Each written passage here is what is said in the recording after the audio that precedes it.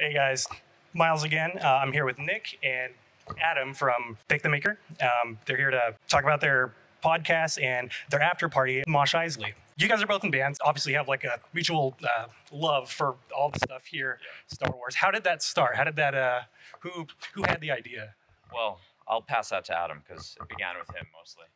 So Ryan Key and I had an idea for a podcast years ago. We were originally just going to do sort of 2 episodes, an expectations and a reaction to The Force Awakens, because we had this no spoiler pact and it was this big thing.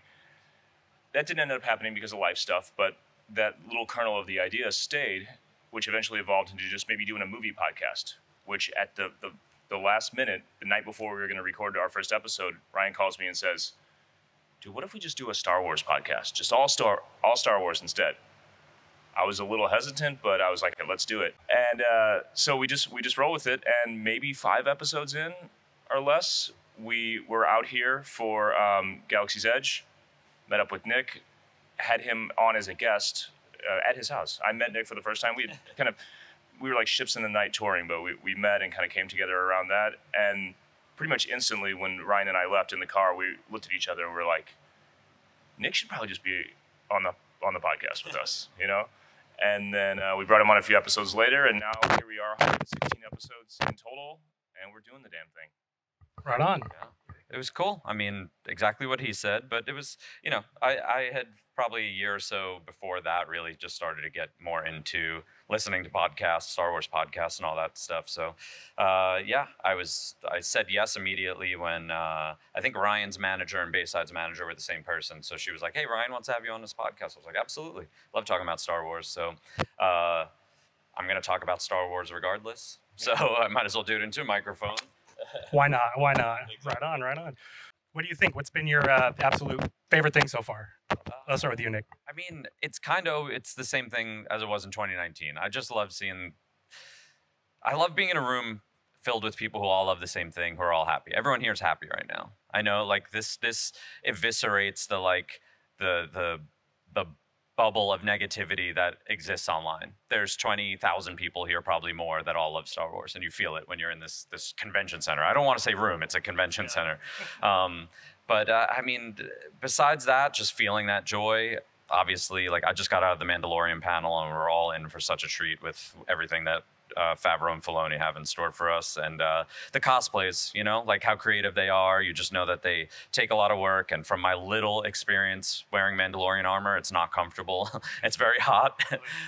So just seeing everyone, do that because they're showing off their work, but then they also want to meet other people who are creative and create things. And it's such a great thing that Star Wars allows everyone to do, like the costuming, the merchandise, all this stuff. It's such a great thing that they have going on, and that's why they do this for us. Big time. There's something for everybody. Adam, how about you? A lot of what Nick said, especially the past 2 that I've been to. 2007 was my first, 2019 was the second, and it is just like Nick said, being in a room with people who share the same passion, and you know that you can fully be yourself. I'm the kind of person that I can't not speak in movie quotes, and mostly Star Wars quotes. So to drop little things here and there and know that anyone in any of these rooms will get it is just kind of a cool little feeling. So, apply that to any situation, any kind of thing that you would do and think like, is anybody going to get this? Like, look at the shit I'm wearing. Like, you know what I mean? Like, I can walk through this and people are like, sick outfit, man. Instead of like, is this guy homeless? Like, what's up with this dude? So it's that community vibe for sure.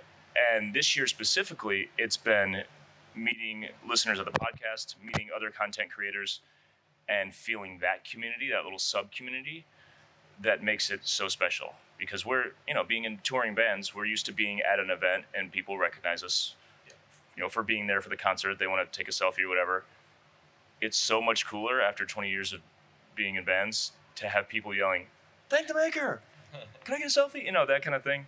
It's just really fulfilling because we're as passionate about Star Wars as we are about music and being artists. Sweet. Right on, yeah. Okay, so the Obi-Wan show. It came out early Friday night. Have you guys watched it yet? Of course. We recorded a podcast at like 1 a.m. on Thursday. technically. morning. Yeah. Okay, so without spoiling anything, first 2 episodes, what do you think? Without spoiling things in particular, I just love the swerve that literally everyone that I talked to was like, "How did we not see that coming?" Yeah, I didn't expect it to happen, but once it did, I was like, that makes a lot of sense. I'm surprised I didn't, you know what I mean? Like basically said the same thing. Like, Yeah. makes sense. How didn't we know that? That should, of course, of course. And it makes it so much cooler that it's not just again, no spoilers. It's not just like an appearance. It's not just a moment. It's not just like a fan service moment. It seems like the premise of the whole series is around that. So I just got goosebumps. Just like it just. When I found out he was gonna go off world, I was like, what sort of motivation could he have? But now that we know what's gonna happen, makes a lot of sense, and I don't hate it. Great. Okay, so tonight you guys have Mosh Isley. It's essentially emo night with like a Star Wars twist. Could you tell me more about that? How did that happen? You know. Let's see. So 2019, my friends, they have a podcast called Black Series Rebels. I teamed up with them in 2019 Celebration in Chicago to do an emo night. And it went pretty well for, it was Chicago in April, so it snowed on a Sunday night. And the beauty bar where we did the event was 20 minutes away from the convention center. So, but it went well, like I was actually really happy with how it went. So once it was announced that this was happening, we had exact dates and we knew it wouldn't be canceled for COVID. And now we have a podcast. I was like, I feel like we could do a little bit better than we did on a snowy Sunday, 20 minutes from the convention center in Chicago. So Chain Reaction here, a legendary like punk rock venue. It's only 3 miles away. It's never gonna snow in California, so I don't have to worry about that. And it's a Saturday night instead of a Sunday. So I just felt like all the cards were we're good, Yeah. So we put it on sale, sold half the tickets in a day, sold out the event maybe 3 or 4 days later. And I keep joking and I guess pat ourselves on the back a little bit that we have like the hottest ticket in town somehow.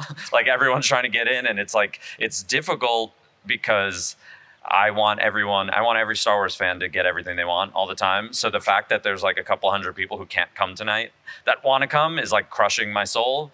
But I mean, I'm just happy that it's that instead of the opposite, which is like, well, we sold 100 tickets and no one's really coming, So we know for next time, whenever that is, to maybe book a bigger venue. Yeah, right on. Yeah, I got my ticket last week late, like secondhand. Oh, cool. I had to ask around. It was very impossible. Yeah. It's hard. Yeah. Oh yeah. Can we expect any amazing gifts for us? More in a Star Wars sense. Yeah. Definitely not in a music sense. Yeah. Okay. Star Wars is the front and center vibe. The music will be for a very a sect of people that are here that are into emo and punk and stuff like that, but we're still there celebrating Star Wars. Or like, is it going to be like an all-night thing? All night, as far as Anaheim will let us. Last call in Anaheim's 11:30, much earlier than than a non-Disney municipality. So it'll be. I mean, as soon as doors open at 7, I think we're going to start playing music, and we'll go all the way until they kick us out. Okay, so this is Nick and Adam from Bake the Maker Podcast. We'll see you soon. Bye.